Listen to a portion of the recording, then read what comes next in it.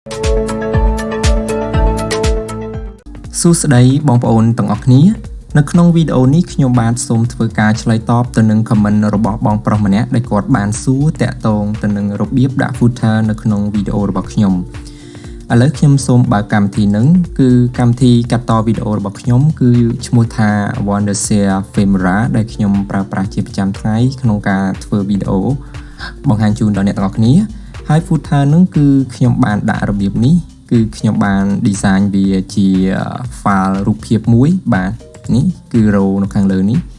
បាទគឺយើងបិទបើកមកគឺជា footer ដែលយើងអាចទាញវាទៅខាងលើក៏បានជា header ឬក៏យើងអាចដាក់ជា footer ខាងក្រោមក៏បាននៅក្នុងកម្មវិធីនេះដោយខ្ញុំបានប្រើកម្មវិធី Photoshop បាទគឺកម្មវិធី Photoshop ដើម្បីធ្វើការ design នៅ footer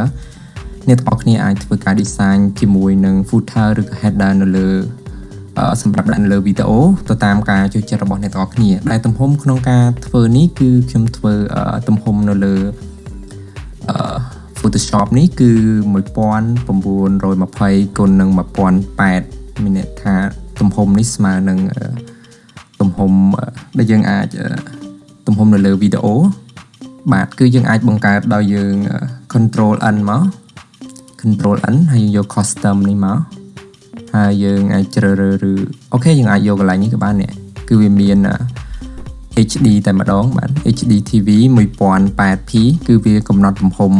ផ្ទាល់ឲ្យយើងតែម្ដងអញ្ចឹងយើង create មកយើងអាចនឹងទទួលបានទំហំបែបនេះហើយយើងអាចធ្វើការ design មកដាក់ឈ្មោះឬក៏ដាក់ពណ៌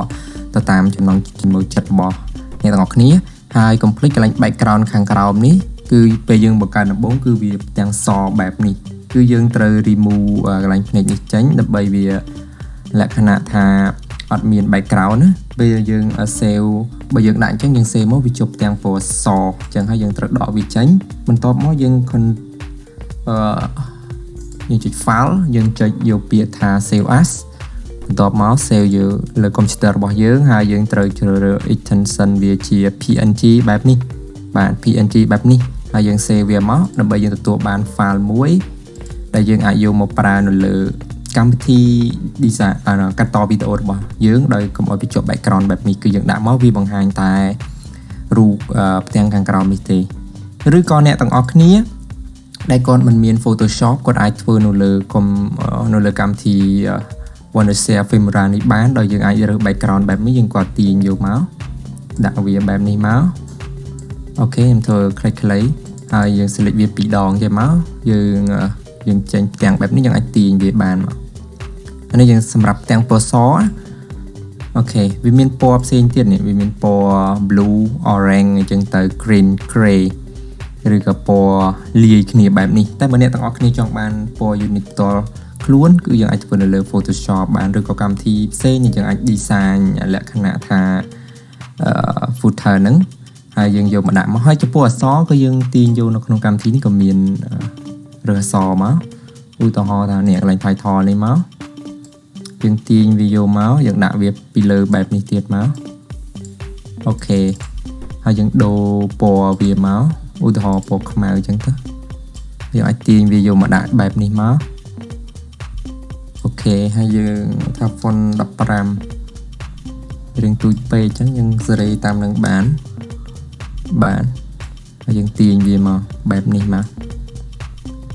អូខេឬក៏យើងអាចសេរីនៅកន្លែង scale នេះក៏បាននេះកន្លែងអូខេ position វាឡើងចុះទៅក្រោមបាទគឺយើងអាចធ្វើបែបនេះបានក៏ប៉ុន្តែបើយើងធ្វើបែបនេះគឺវាមាន layer កាន់តែច្រើនទៀត layer នៅលើ timeline វីដេអូរបស់យើងហ្នឹង timeline គឺវាមានកាន់តែច្រើនទៀតអញ្ចឹងហើយបានខ្ញុំធ្វើការ design នៅលើ Photoshop ហើយយើងយកមកដាក់វាតែមួយអញ្ចឹងវាងាយស្រួលពេលយើងចង់បិទក៏បិទតែមួយអញ្ចឹងទៅពេលយើងចង់បើកក៏បើកមកបាទនេះជាវិធីមួយនៅក្នុងចំណោមវិធីផ្សេងទៀតដែលខ្ញុំបានធ្វើការ design ធ្វើការកាត់តនៅលើវីដេអូប្រចាំថ្ងៃរបស់ខ្ញុំតាក់ទងទៅនឹងសូនៅ technique ខ្លះនៅលើ computer អរគុណច្រើនដល់បងប្រុសដែលគាត់បានសួរសំណួរតាក់ទងទៅនឹងរបៀបដាក់ footer នៅលើវីដេអូរបស់ខ្ញុំអរគុណច្រើនយើងនឹងជួបគ្នានៅវីដេអូក្រោយជាបន្តទៀតសង្ឃឹមថាអ្នកទាំងអស់គ្នា អាចយល់ហើយក៏បើសិនជាបងមាន comment អ្វីអាច comment នៅខាងក្រោមវីដេអូរបស់ខ្ញុំនេះបានខ្ញុំនឹងរីករាយឆ្លើយបន្ថែមទៀតអរគុណច្រើនយើងនឹងជួបគ្នានៅវីដេអូក្រោយជាបន្តទៀតបាទសូមជម្រាបលា